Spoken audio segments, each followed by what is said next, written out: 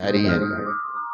तो कुल मिलाकर के ये धरती का गर्भ धारण, भीतर जो असुर भगवान से होना था, असुर होना था देवता, वो असुर हो गया। अब उसने कथाओं में पढ़ा है कि भगवान के 16,108 विवाह हैं।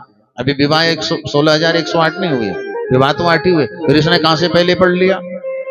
तो देखो, एक समझने की बात है, सीधे सीधे हम समझते हैं कि भगवान ने अवतार लेके जो जो किया उसको लिखा गया, उसका नाम कथा है। बात को समझना, जबकि ऐसा नहीं है। ये धर्म ग्रंथ है, ये भगवान से पहले से है। ये धरती नहीं बनी, ये तब भी रहते हैं।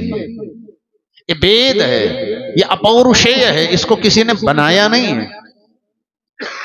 फर्क इतना है कि जब जब मनुष्य को संविधान की जैसी आवश्यकता पड़ती है, तब तब ये धर्म ग्रंथ उसी रूप में सामने आते हैं। त्रेता आया तो वेद ही वाल्मीकि बन गए, द्वापर आया तो वेद भगवानी पुराण उपनिषद और महाभारत बन गए, कलयुग आया तो यही रामचरितमानस और भागवत बन गए। ये संविधान है। ये आपको सब पहले प्रथम दिन की कथा, द्वितीय दिन की कथा में समझाया जा चुका है। तो कुल मिलाकर के ये सब जैसी जैसी आवश्यकता है वैसी, तो वेद पुराण पहले से है ना। उनमें जो लिखा है भगवान भी अवतार लेकर के वही वही करते। ये नहीं कि अवतार लेकर के फिर जो लिखा गया, नहीं नहीं, जो लिखा है भगवान भी वही करते हैं। इसलिए ये वेद है, शास्त्र है, यही धर्म है। तो कुल मिलाकर के भगवान ने यह व्यवस्था बनाई की। तो उसने पढ़ा है तो 16,108 विवाह में भी करूंगा, तो 16,100 राजकुमारियों को लाया है, शेष 8 लानी बाकी। इसलिए अब उसने ये व्यवस्था बनाई। तो भगवान ने इसको शंखध्वनि की, तो इसने अपने 5 सिर वाले मुर नामक दैत्य को भेजा।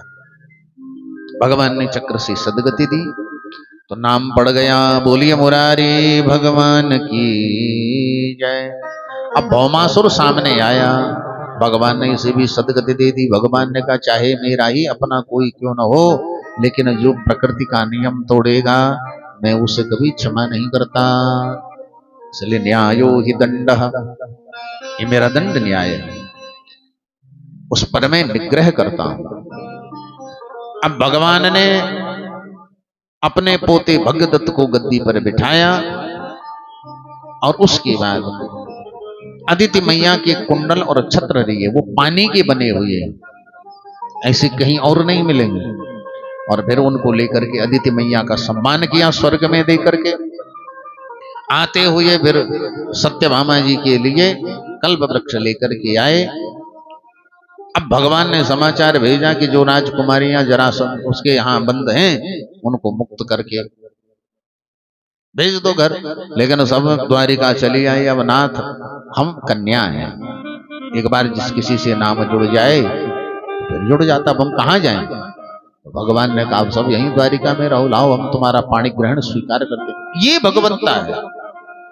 भगवान के कुछ अलौकिक कर्म हैं जो सबके समझ में नहीं आते। तो ब्रह्म ज्ञान बुद्धि के 16,108 वृत्तियों को अपना लेते हैं। जब बुद्धि में ब्रह्म आ जाता है तो अपने आप बुद्धि की इतनी फ्रीक्वेंसी जितनी है, ये जितनी तरंग है 16,108, इन सब के मालिक भगवान हो गए। इसलिए भगवान की 16,108 पत्नियां हैं। यही वेद मंत्र की ऋचाएं भी, वेद भगवान है तो इतनी ऋचाएं भगवान की पत्नियां बन गई। मन की भी 16,108 वृत्तियां हैं, इच्छाएं। तो ये भगवान अब मन में ब्रह्म हो गया तो सब ब्रह्म सबकी इच्छाओं के पति हो गए। तो भाव यही है। तो ये विवाह हुए, सबसे 10-10 पुत्र, एक एक पुत्री का जन्म है, और भगवान अपने परिवार में बहुत सुंदर सुखद के साथ रहते हैं। इसी समय परब्रह्म परमात्मा ने अपने बच्चों के संग घूमने का विचार किया। एक कुएं में देखा विशाल गिरगिट पड़ा है। भगवान ने जो दृष्टि डाली तो गिरगिट का शरीर छूटा, सामने खड़ा हो गया। भगवान ने पूछा, को भगवान, कौन है श्रीमान? तो बोल पड़ा, नृगो नाम नरेंद्रो हम इक्ष्वाकुत्तनय प्रभो दाने स्वाख्यायमानेषु यदि ते कर्णमस्पृशम्। मैं सूर्यवंश में इक्ष्वाकु नाम का राजा, इतना दानी, शब्द देखो उसके, आकाश के तारे, धरती की धूल कण और वर्षा की बूंदों की गिनती है, लेकिन मेरे सत्कर्मों की गिनती नहीं। इतना दान। लेकिन दो गलतियां। एक, ब्राह्मण को गोदान किया, वो गाय मेरी गौशाला में आ गई, उसी का दान दूसरे को कर दिया। अब दोनों लड़ने लगे, गाय किसको दी है बताओ? तो हमने कहा भैया गाय तो हमने दोनों को दी, पर हमको क्या पता एक ही गाय हमने दो जगह दे दी। ऐसा करो, एक मूल्य ले लो, एक गाय ले लो। दोनों बोले नहीं, हमको तो गाय ही दो। तो पहली गलती ये है हमारी कि हमने कल पर टाल दिया, तुरंत निर्णय नहीं लिया। अब मौत का कोई भरोसा नहीं, कब आए। रात में ही हार्ट अटैक आया और जैसे ही आराम हो गए। कबीरा गर्व न कीजी है, काल गहे करकेश, ना जाने कि तुम्हारी है क्या घर क्या परदेश। मौत का कोई भरोसा तो है नहीं, कहां मारे। तो ब्राह्मण का धन हम में रह गए, इसीलिए ब्राह्मण का धन नहीं रहना चाहिए। और मैं चर्चा आई है तो कही दूं, मुझे अच्छा लगता है हर वो ब्राह्मण देवता जो जजमान को पहले ही दक्षिणा खुल के बता देता है, जी इतनी दक्षिणा लूंगा। क्यों? शर्म के मारे हमने कहा तो नहीं, क्योंकि सभी ये कहते हैं, बताओ लोभी होगा तो पंडित जी भी कहते हैं 10 रुपया यहां चढ़ा दे, 5 यहां चढ़ा दे। लेकिन है क्या, अगर समझदार ब्राह्मण है, संकोच होता है गलत काम का। इसीलिए मैंने कहा व्यवहार बिगड़े तो बिगड़े, काम नहीं बिगड़ना चाहिए, है ना। अब है क्या कि जजमान के यहां ब्राह्मण का अंश रह गया, तो परिवार में माना जहर खाने वाला एक मिला, लेकिन एक ही तो मरेगा जिसने खाया, बाकी परिवार जिंदा है। लेकिन ब्राह्मण का धन अगर घर में आ गया तो समूलम कुलम विनंक्षति, समूल कुल नाश हो जाता है। तो कोई ब्राह्मण होगा जो झिझक के मारे ये कहेगा कि नहीं जो तुम आपकी श्रद्धा हो वो दे देना, नहीं, उसके यहाँ मीटर का हिसाब मत छोड़िए, बहुत गलत होगा, बुरा बनेगा कुछ देर के लिए। कोई बात नहीं, बताओ पंडित जी भी अब दक्षिणा ले रहे हैं, कोई बात नहीं। दक्षिणा का मीटर है, किस चीज की कितनी दक्षिणा, और दान का भी मीटर है, किस चीज का दान। ये नहीं कि मेरे मन में आया मैं ये दे दूं, ये पुण्य का है। ये जो हमें कोई सौल उड़ा रहा है, कोई लिफाफे दे रहा है, कोई ये उड़ा रहा है, देखा जाए तो इसमें भी मैं इतने इतने जो लोग हैं इनके लिए क्या कर रहा हूं, ये मेरे लिए प्रतिग्रह है, दोष है, पर वो मेरी जिम्मेदारी है, मुझे इसका क्या करना है। ये आपका पुण्य है, लेकिन ये दान नहीं है। दान का तो कारण है, आप किस चीज का दान, किसको, कहां पर, कितना, किस कारण से, कैसे और क्यों दें, पूरा ग्राफ। कुछ दान नदी तीर पर ही है, कुछ दान मंदिर में ही है, कुछ दान दोपहरी में होगा, कुछ सुबह ही होगा, कुछ रात में ही होगा।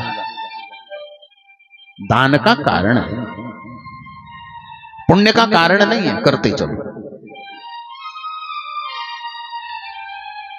दक्षिणा का भी कारण है, अकारण दक्षिणा नहीं। इसलिए ये सब समझने के विज्ञान है। तो कुल मिलाकर के यहां ब्राह्मण का अंश घर में रह गया, इसलिए हमसे चूक हुई है। और दूसरी बात यह है कि हमने दीर्घ सूत्रिता, फैसला तब दूंगा, न न्याय करणात् पतन्त्यतः प्रभो कृकालशं स्वरूपम जिया। मैं जो है ये कृकालश यानी छिपकली बन गया, इतना कह करके वो भुगत नहीं चला, पुण्य भुगत। यहां एक बात और संकेत में है कि जिसका जो भाग है उसको उस तक पहुंचाने का नाम यज्ञ है। जैसे आप आहु देते हैं, हवन कुंड के चारों ओर जो बिखर जाता है, तो कई लोग उसे साफ करते हैं, उठा के फिर हवन कुंड में डाल देते हैं। अब भैया वो क्या ज्योतिल फूकना क्या यज्ञ है? वो चारों ओर जो बिखरा है उसे उठाओ, उसे उठा करके जहां दीमकों की बाबी हो वो उनका भाग है। इसीलिए तो धर्म ग्रंथों को पढ़ना चाहिए। और हम लोग तो वो लोग हैं, ये बातें कथा में सुनते में कोई मतलब नहीं, लेकिन यही बात अगर टीवी पे कोई बोल दे, हाँ हाँ,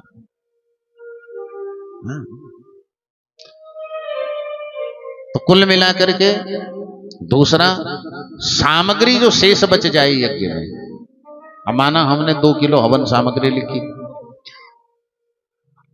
आहुति तो हमको पता है वो फिक्स है इतनी पड़ेगी, लेकिन हमको ये तो नहीं पता कि आहुति देने वाले कितने होंगे।